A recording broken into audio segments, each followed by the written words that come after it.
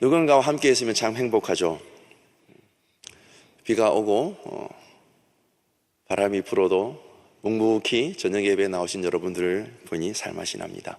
오늘은 성도는 무엇으로 기뻐하는가 라는 제목으로 함께 나누고자 합니다.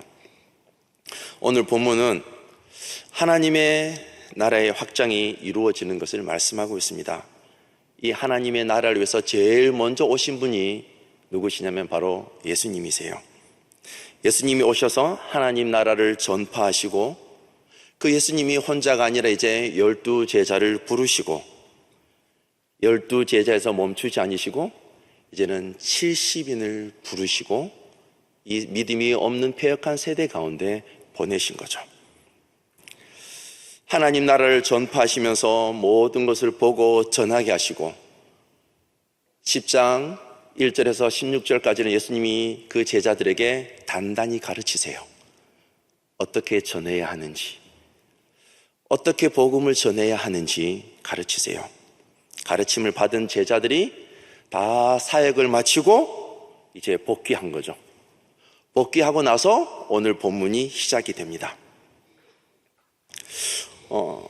추수할 것은 많은데 영적 추수밭에 나가서 하나님 나라를 선포하고 주님의 명령을 받은 제자들이 나가서 돌아와서 첫 번째 던지는 기쁨, 그것이 무엇인가? 오늘 그래서 성도들이 살아가면서 느끼는 기쁨은 어떤 것이 있는가 한번 살펴보고자 하는데요. 한 3가지 정도로 요약할 수 있을 것 같습니다. 첫 번째는 한번 따라해 볼까요? 성취의 기쁨. 성도는 무엇으로 기뻐하는가? 첫 번째는 나도 했다 이 말이죠. 17절 우리 읽었지만 다시 한번 더 읽어보도록 하겠습니다. 17절 시작. 70인이 기뻐하며 돌아와 이르되 주여 주의 이름이면 귀신들도 우리에게 항복하다이다. 전도하러 갔다가 들어왔는데 제일 먼저 나누는 기쁨 뭐예요? 주님의 이름이면 귀신들도 나가서 어떻게 해요? 항복하다이다. 단기 선교하면서 국내 임팩트 하면서 가장 큰 기쁨은 뭐예요? 첫 번째로 갔다 온 사람들에게서 들려지는 이야기가 무엇입니까? 거기 갔는데 진짜 고집센 사람이 예수 믿었다. 교회에 죽어도 안 나올 사람이 뭐예요? 교회에 왔다. 그거 아닌가요? 저는 사역을 하면서 가장 먼저 경험한 것이 그거예요.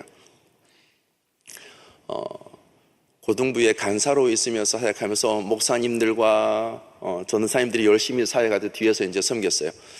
섬기면서 어느 순간 있는데 목사님이 기도하면 능력이 더 있는 것 같고 전사님이 기도하면 능력이 조금 더 한 것 같고 간사님 제가 기도하면 능력이 없는 줄 알았어요. 그런데 기도하면서 조장들을 훈련하고 함께 기도하고 나누면서 주님이 맡겨진 700명, 800명의 그 고등학생들을 데리고 수련회를 하는데 놀라운 일이 벌어졌어요. 보통 우리가 기도를 하면 머리에 손을 얹고 기도하면 어디로 넘어지죠? 뒤로 넘어지거든요. 저는 당연히 뒤로 넘어질 거라 안 넘어질 거라 생각하고 기도를 했는데 뒤로 넘어지는 게 아니라 앞으로 넘어져요. 별로 안 놀라시는군요. 주님의 사역을 하면서 그 한 친구를 해서 기도를 하는데 앞으로 넘어지는 거예요. 주님 왜 이러세요? 당황스럽기도 하고 황당스럽기도 하고 지금까지 뒤로 넘어가는 것만 봤으니까요. 첫 번째 수련을 그렇게 보냈어요. 그러고 나서 선생님이 저에게 이렇게 문자를 주셨어요. 간사님을 통해서 하나님의 은혜가 흘러가는 것을 보았습니다. 한 번이 아니었어요. 수련회 갈 때마다 있었어요. 전도사가 되고 목사가 되고 사역을 하면서 교구 사역을 하면서 성도들에게 일어나서 목사님 나았어요. 4년 전입니까? 우리 새가족실에서 귀신 들린 새가족을 위해서 오늘 기도하는데 목사님 한 분이 온 힘을 다해서 기도하고 모든 새가족 위원들이 둘러서서 보혈 찬송가를 부르며 기도했어요. 온 1시간 45분 하면서 기도하고 찬송했는데 귀신이 떠나갔어요. 다 놀랐죠. 사랑 여러분, 우리가 사역하는 모든 곳에서 첫 번째로 가장 크게 드러나는 것은 다른 게 아니라 현상인 거죠. 주님의 이름이 선포되어지는 그곳에 귀신도 떠나가는구나. 이게 가장 큰 현상이죠. 뭐요? 나도 할 수 있구나. 주님의 이름 붙들고 사역하는 곳에서는 나도 할 수 있구나. 아멘. 옆 사람에게 알려주세요. 성도님도 할 수 있습니다. 누구의 이름이 불려집니까? 예수님의 이름이죠. 우리 10장 9절 읽지 않았지만 앞절인데 한번 읽어볼까요? 9절 시작. 거기 있는 자들을 고치고 또 말하기를 하나님의 나라가 너희에게 가까이 왔다 하더라. 아멘. 병든 자들을 고치는 것. 예수님은 제자들을 파송하시면서 병 고치는 전권을 주셨어요. 한 장 더 넘어 가볼까요? 9장 1절 말씀입니다. 누가복음 9장 1절 말씀.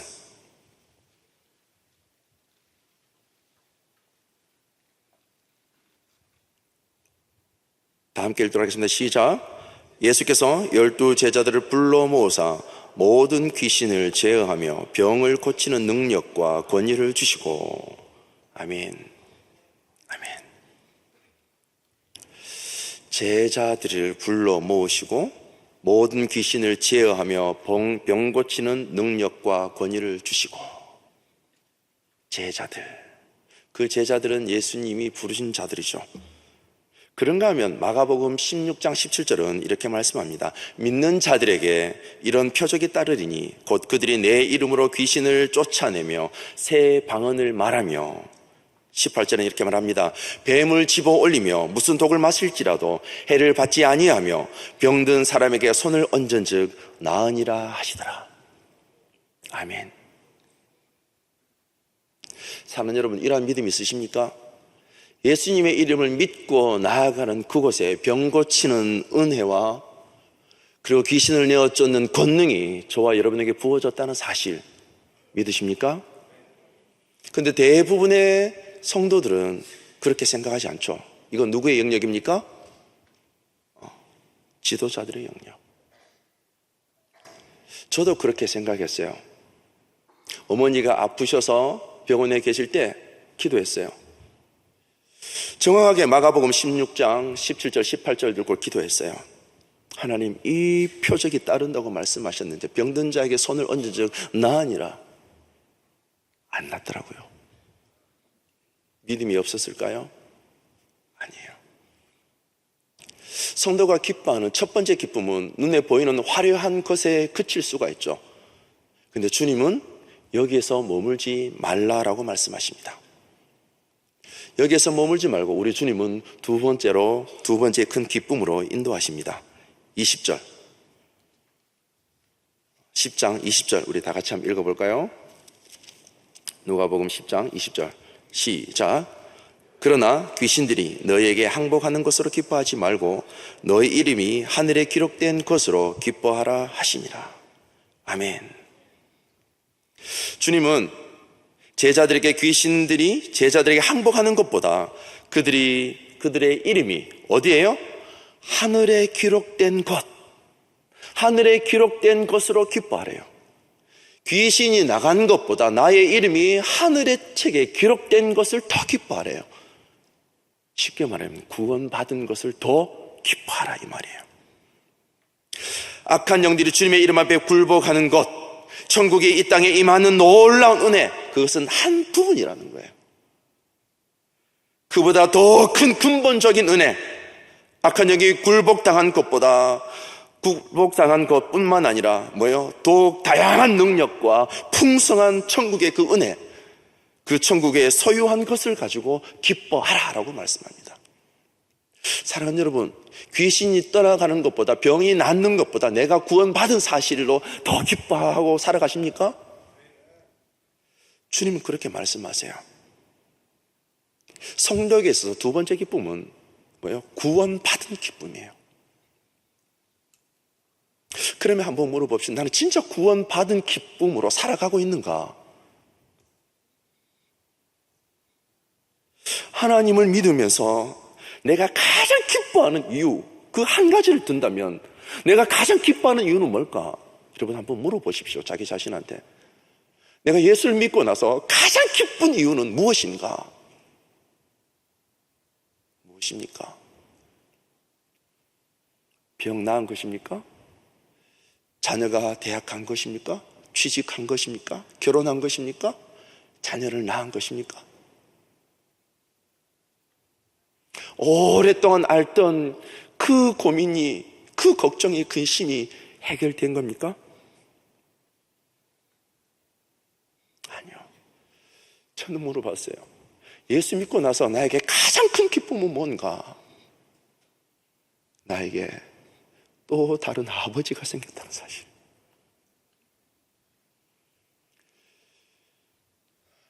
저는 시골에서 자라면서 모든 허락은 아버지로부터 나왔어요. 아버지가 오케이 해라 그러면 하는 거예요. 근데 아버지 품을 떠나서 자취생활을 하면서 아버지가 모르는 세계를 접하게 됐어요. 컴퓨터를 사야 되는 일, 그리고 또 다른 뭔가를 해야 되는 일. 아버지 이거 해야 되는데 돈이 필요합니다. 예전에는 아버지 머릿속에서 이해되어지면 주셨어요. 이제는 아버지 머릿속에서 이해되어지지 않는 영역이 생긴 거예요. 그래서 아버지가 큰 누나에게 이렇게 말하는 거예요. 야야, 동준이가 이거 해달라는데 나는 잘 모르겠다. 네가 보고 해줘라. 아버지가 계시는데 아버지가 모르는 영역이 있는 거예요. 육신의 아버지가 가지고 계신 한계, 문화의 한계, 시간이 지나면서 재정의 한계, 또 시간이 지나면서 체력의 한계. 저는 자라면서 저희 아버지는 창고 같은 분이셨어요. 그런데 시간이 지나면서 육신의 아버지가 가지고 계신 한계를 보게 됐어요. 그 아버지가 물려준 게 나는 잘 모르니까 누나하고 상의해라.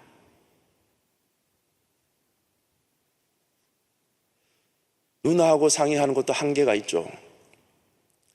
함께 자취생활하다가 시집을 가고 타국으로 가고 이제는 자취생활하면서 혼자 남았습니다.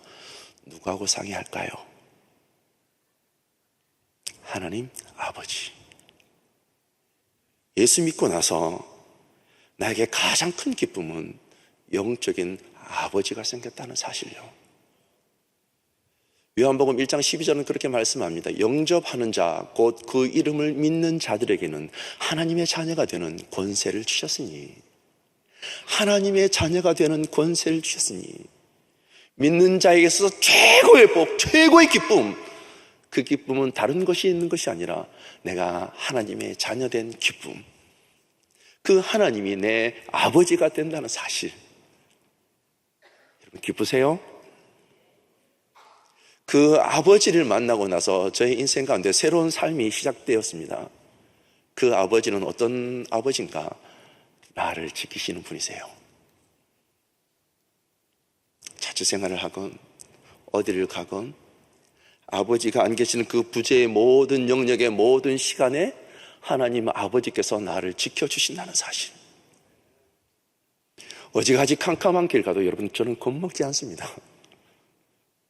어지간히 놀랄 일이 있어도 어지간히 놀라지 않습니다. 왜요? 그 아버지가 지켜주시니까요. 두 번째로 그 아버지가 저에게 주시는 기쁨은 나의 필요를 채워주신다는 사실이요. 육신의 아버지는 한계가 있지만 저의 영적인 아버지는 한계가 없으신 분이세요. 제가 말씀드렸나요? 진짜 목회의 길을 가는데 가정에 빚이 많은데 어떻게 갚냐고요? 30년 일해야 갚는데 우리 아버지요 한 방에 갚아주시더라고요. 여러분, 제가 믿는 아버지 다른 아버지가 아니고 여러분의 아버지하고 동일한 분인 줄 믿으시기 바랍니다. 아멘. 그 아버지가 채워주는 줄 믿으십니까? 그 아버지요. 그리고 제가 늘 시간이 지나고 대학을 마치고 목회의 길을 들어서면서 준비하면서 걷는 모든 영역 가운데 어느 교회로 사역지를 옮겨야 될지, 어떻게 사역을 해야 될지 모를 때 우리 아버지는 나를 인도해 주시는 분이세요. 처음 목사 안수를 받고 나서 교구 사역을 시작할 때였습니다. 처음부터 저보다 나이가 많잖아요. 네, 하나님, 제가 이제 목회를 시작하는데, 신방을 시작하는데 어떻게 하면 좋아요? 어떻게 하면 좋아요? 각 가정마다 말씀을 하나님 전해줘야 되는데 어떻게 하면 좋아요? 그때는 이렇게 얘기했죠. 하나님, 제 양 아니잖아요. 하나님 양이잖아요. 하나님, 마음 주세요. 마음 주세요. 우리 하나님 말, 야, 마음 주면 다 주는 거잖아. 우리 하나님 마음 주세요. 내가 어떻게 해야 될지 알지 못할 때, 어느 길로 가야 될지 모를 때 우리 하나님 자기 자신을 주시는 분인 줄 믿으시기 바랍니다. 그 마음으로 인도하시는 분이세요. 그리고 제가 언제 언제를 부르짖을 때마다 그 아버지는 반응하는 분이세요. 자녀 없이 살다가 늦지막하게 결혼하고 나서 8년 7개월이 지나서 저희 가정에 하나님이 자녀를 허락해 주셨어요. 키워본 적이 없으니까 그냥 자녀에게 집중하는 게 아니라 없는 것처럼 키웠어요. 없이 너무 오랫동안 살다 보니까 생겨도 없는 것처럼 사는 거죠. 그래서 하나님을 바라보는 거죠.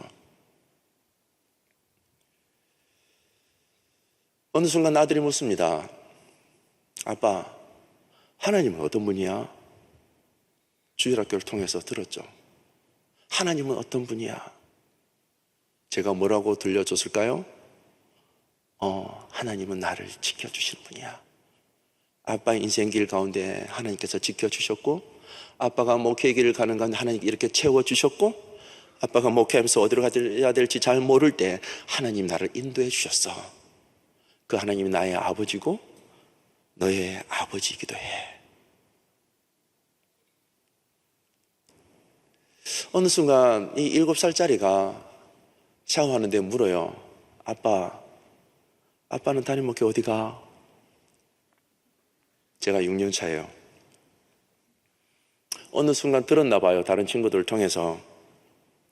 아빠는 어디 가고 싶어? 샤워를 하는데 갑작스럽게 물을 때 하나님 어떻게 해요? 하나님 어떻게 해요? 그래서 제가 물었어요. 아들아, 너는 어디 가고 싶어? 나 잘 몰라. 그런데 이렇게 고백해요. 아빠, 나는 아빠 가는 곳이면 다 좋아.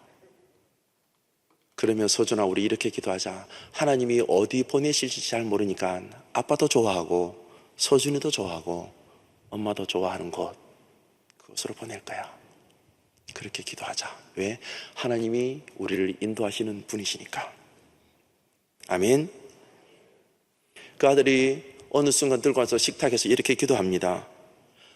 자기 필요한 장난감 하나를 요구하고 밥 잘 먹고 건강하게 달라고 기도하고 한참 동안 뜸을 들이면서 이렇게 고백합니다.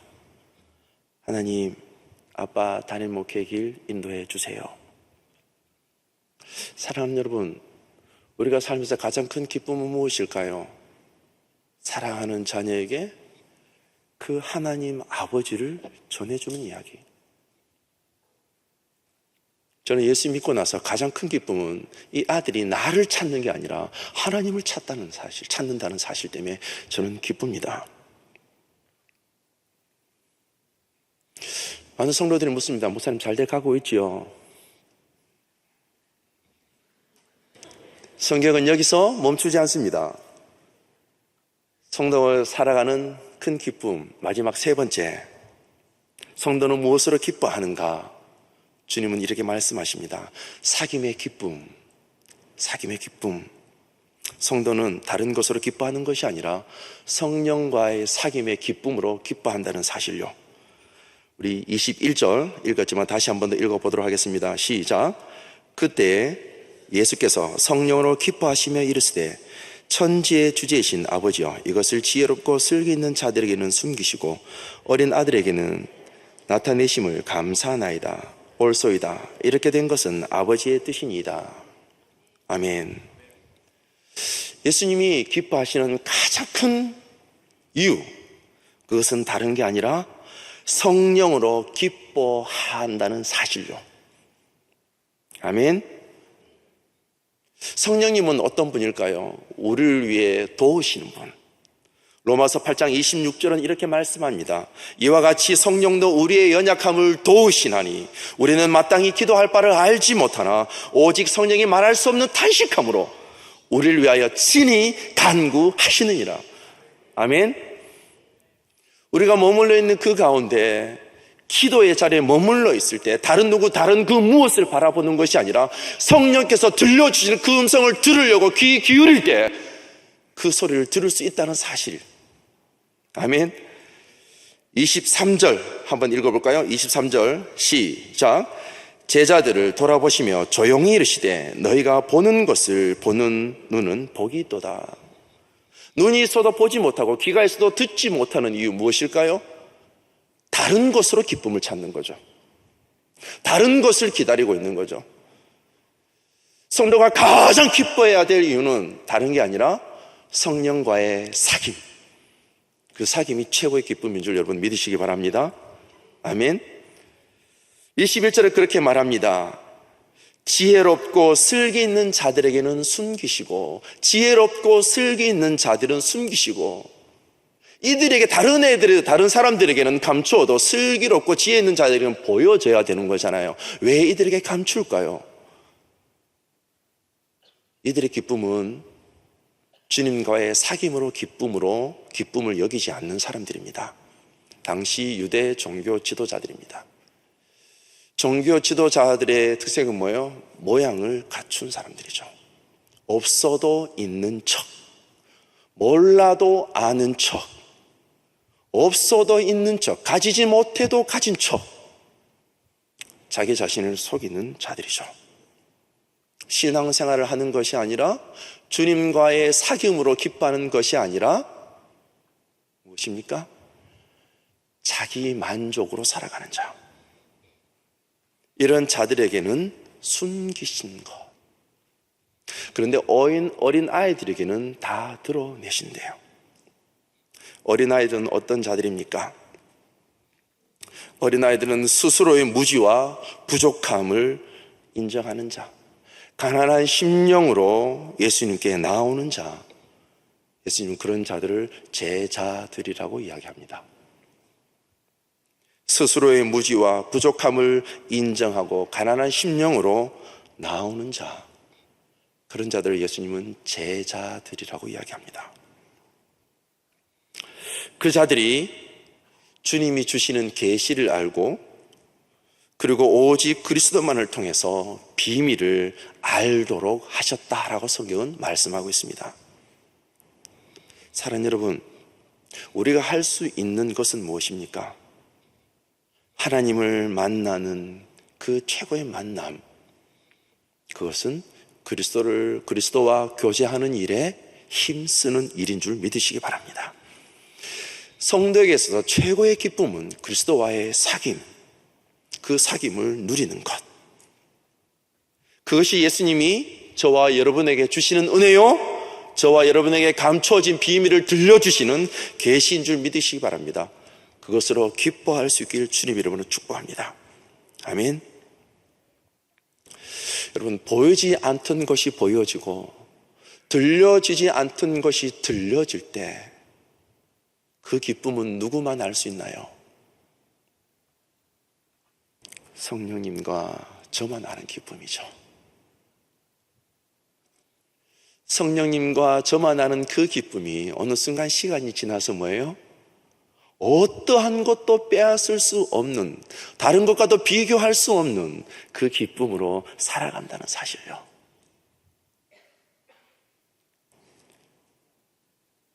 그래서 누가복음 10장 23절 24절은 이렇게 말씀하고 있습니다. 제자들을 돌아보시며 조용히 이르시되 너희가 보는 것을 보는 눈은 복이 있도다.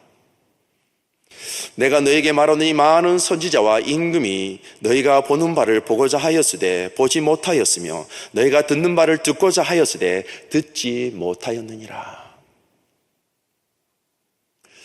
우리 앞선 믿음의 선지자들 그렇게 보고 싶어 했고 그렇게 듣고 싶어 했는데 보지 못하고 듣지 못했어요. 그런데 이 시대를 살아가는 저와 여러분은 볼 수도 있고 들을 수도 있는데 어지간해서 보려고 하지 않고 어지간해서 들으려고 하지 않는다는 사실요. 주님은 오늘 이 시대를 살아가고 있는 저와 여러분에게 그렇게 말씀하십니다. 무엇으로 기뻐하며 살아갈 것인가? 제가 7월 초쯤에 2박 3일 정도로 해서 기도원을 다녀온 적이 있습니다. 예수원이라는 곳인데요, 그곳에 입시를 하게 되면 모든 폰, 모든 노트북, 하여튼 전자장비는 다 놓고 그냥 종소리에 의해서 살아가는 곳이에요. 3박 4일 동안 띵띵띵 하면 일어나는 시간, 그리고 또다시 종을 치면 예배당에 모이는 시간, 마치면 아침을 먹고 또다시 종을 치면 각자의 시간을 보내다가 또다시 종을 치면 정오에 기도하는 시간, 그리고 밥을 먹고 또다시 종을 치면 각자의 일을 하다가 또다시 종을 치면 저녁에 모였다가 기도하고. 여러분, 늘 목사가 휴대폰을 가지고 성도님 연락처를 받고 전화하고 신방하고 전화기가 손에서 떨어졌어요. 하루가 지났어요. 좀 찾아주지 않나? 누가 날 좀 찾아줘야 되는데 아무도 찾는 사람 없어요. 아무도 찾는 사람 없어요. 이게 어색했어요. 하루가 지났습니다. 둘째 날입니다. 아무도 찾지 않으니까 내가 어디에 집중해야 되는지가 보이는 거예요. 새벽에 일어나서 기도를 하고 온 산을 다니면서 하나님을 찬송하고 그 십자가 앞에 머물러서 주님을 묵상하는데 제 마음속에 이런 마음이 들리는 거예요. 좋은 교회에서 훈련받고 모든 성도님들이 기도해 주시는 대로 좋은 교회를 가고 좋은 목회를 하는 것, 저는 당연히 그래야 되는 건 줄 알았어요. 그게 잘하는 건 줄 알았어요. 그런데 기도하는데 그렇게 부끄러울 수가 없어요. 좋은 교회 가는 것 보내달라고 기도하는 게 부끄럽고, 좋은 목양지 달라는 게 부끄럽고, 좋은 성도 만나게 해달라는 게 부끄러웠어요. 그곳에서 내가 다른 걸 찾고 있는 게 아니라 주님은 나를 기다리고 있었다는 사실. 사랑하는 여러분, 여러분 앞에 선 목사도 다른 걸로 기쁨을 찾을 때가 참 많습니다. 근데 그곳에서 깨달았어요. 목사가 진짜 기뻐해야 될 게 뭔가? 성도가 진짜 기뻐해야 될 게 뭔가? 내 주님과 사귐이 있는 것이 가장 큰 기쁨인 줄 여러분 믿으시기 바랍니다. 아멘. 그 기쁨을 경험하고 나서 그 산을 내려오는데요, 입술에서 온 3주 동안 찬송이 끊이지 않는 거예요. 전 처음에는 몰랐어요. 길을 가도 무엇을 봐도 화장실을 가도 누구를 만나도 누구를 기다리는 모든 시간마다 입에서 찬송이 끊이지 않는다는 사실.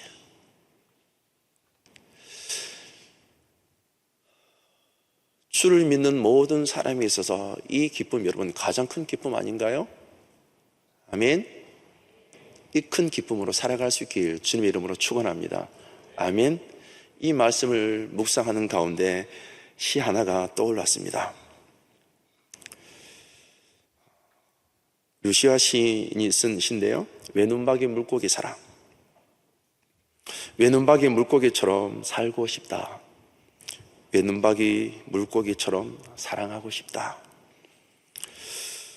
두 눈박이 물고기처럼 세상을 살기 위해 평생을 두 마리가 함께 붙어 다녔다는 외눈박이 물고기 비목처럼 사랑하고 싶다. 우리에게 시간이 충분했다. 그러나 우리는 그만큼 사랑하지 않았을 뿐, 외눈박이 물고기처럼 그렇게 살고 싶다.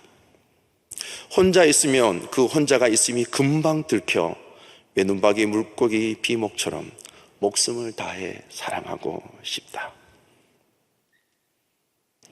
이 시대는 나 혼자 있으면 나 혼자 있는 것도 들키지 않기 위해서 다른 무언가를 하고 있죠. 근데 시인은 외눈박이 물고기를 통해서 또 다른 외눈박이 물고기를 만났을 때 온전한 물고기가 된 것처럼 그것을 위해 남아있는 인생 사랑하기 위해서 살아가기로 결정한 거죠. 사랑하는 여러분, 저와 여러분이 살아가는 이 시대는 많은 시간이 있지 않습니다. 사랑하기 위해 시간이 존재하는 것입니다. 누구를 사랑해야 할까요? 첫 번째는 주님의 사랑이요, 두 번째는 주님께서 맡겨주신 이웃을 향한 사랑입니다.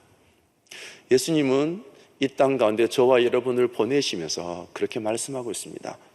다른 것으로 기뻐하지 말고 구원받은 것에 기뻐하고 더 나아가서 나와 교제하는 것으로 기뻐하며 살아가기를 원한다는 사실. 오늘 이 저녁에 나온 저와 여러분이 그 기쁨으로 살아갈 수 있길 주님의 이름으로 축복합니다. 저에게 있어서 가장 큰 기도 제목이 무엇이냐 묻는다면 저는 그렇게 서슴없이 말합니다. 다른 사람은 몰라도 신동진 보니까 하나님이 살아계신 것 같다. 저는 이 저녁에 나온 여러분들에게 기도 제목 한 가지를 부탁드립니다. 다른 사람은 몰라도 제가 성도님을 뵈니 주님 살아계신 것이 믿겨집니다. 주님과 동행하며 그 사귐의 기쁨으로 한날 한평생 살아갈 수 있길 주의 이름으로 부탁드립니다. 그래서 저와 여러분이 머물러 있는 가정 가운데 이웃들과 이 시대와 민족 열방 가운데 하나님 나라를 전파하는 그러한 하늘나라의 비밀을 이야기하는 성도님들로 살아갈 수 있길 주님의 이름으로 축원합니다. 아멘. 우리 다 같이 한번 주님의 이름 부르고 기도할까요? 하나님, 이 마지막 때 내가 다른 것으로 기뻐하는 것이 아니라 구원받은 그 기쁨, 나도 할 수 있다는 그 기쁨, 주님의 이름을 부르고 살아가는 그 모든 영역에서 병든 자를 고치며 귀신을 내어 쫓으며 더 나아가서 구원받은 그 기쁨으로 살아가며 더 나아가서 주님과의 날마다 끊임없는 그 사귐으로 살아갈 수 있는 그 기쁨에 하나님 아버지 살아갈 수 있도록 나의 눈을 열어주시고 귀를 열어주시고 마음을 열어주셔서 성령께서 들려주시는 그 놀라운 기쁨 가운데 하나님 살아갈 수 있도록 나를 인도하여 달라고 사랑하는 주님 이름 3번 부르고 기도하며 나갑니다.